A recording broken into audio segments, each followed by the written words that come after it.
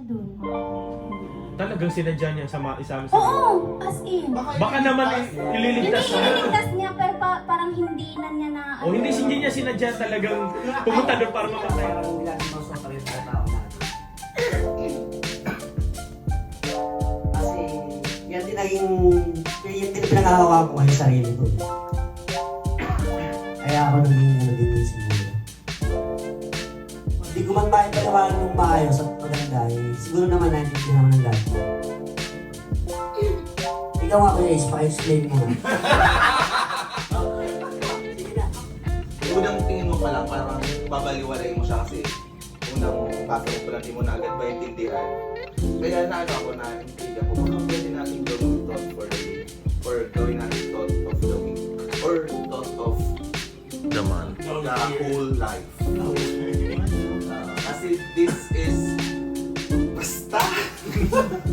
Ayan, basta. Yung closeness ba? Sila, Kylie, tsaka si Seth, tsaka si Sergio. Okay. Ibig sabihin, yung closeness na yun, sila yung nagpapag-good environment ng bawat isa. Para Nagpapag-good environment, alam mo yan. Amaran ng trabaho.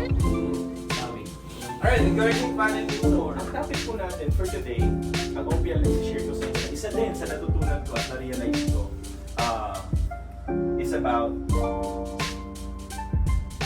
ideas to build a nice personality. Sa mga mobile din po.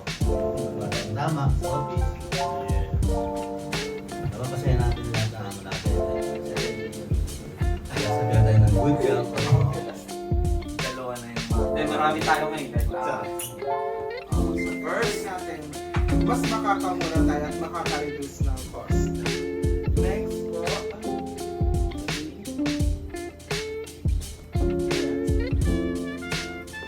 Ayan. Ease and speed of installation tulad ng nasabi kanina.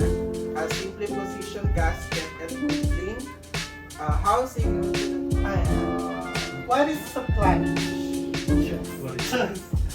Plunges are device used to connect pipes, valves, pumps, fittings, and other equipment such as filter and pressure blade.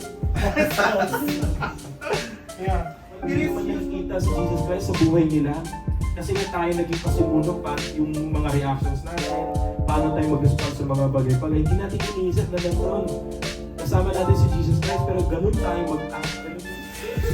Today, my one for impression is all about water cannon. Ay, ano ko.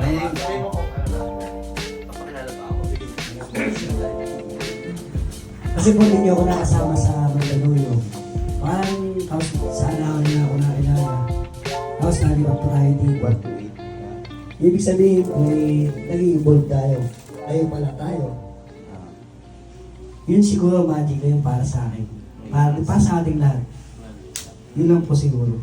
Sa programming, parang wala naman siya, parang siya ang bumuo niya. Tapos, ito pa yung huli.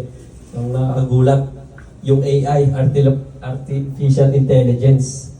Akala ko ngayon lang na-invento yung Artificial Intelligence. Kasi ngayon Madami. So, ngayong araw, syempre, start ulit tayo ng Talk for the Day, then OPL. So, ngayon, bigyan natin ng twist. Si Joseph ang may palabunutan para alam niyo na yung iyong OPL niyo. Before, ina-allow natin kung ano lang yung natutunan niya sa labas, sa loob. Pero ngayon, ayun. Naka-ultra-wide. ang topic ito. Okay, sabi dito, a candle loses nothing by lighting another candle. So, sa Tagalog or in our understanding, hindi naman mababawasan yung isang kandila pag sinindihan niya yung isa pang kandila. The same thing sa ating dito, if you share your knowledge to others, it doesn't mean na yung knowledge mo mababawasan. If you share kindness to others, hindi ibig sabihin na mababawasan or sasama ka ng konti. Is still there na kindness ka pa rin. Or kind ka pa rin. So, walang tao na nabawasan ng kabaitan pag pinakita niya yung kabaitan sa ibang tao. So, a candle loses nothing by lighting another candle. So I encourage everybody to continue to spread goodness, continue to share your knowledge to others, kasi hindi natin alam na merong isang tao na na-illuminate dahil dun sa tulong natin, or na-illuminate dahil binigyan natin siya ng chance to learn.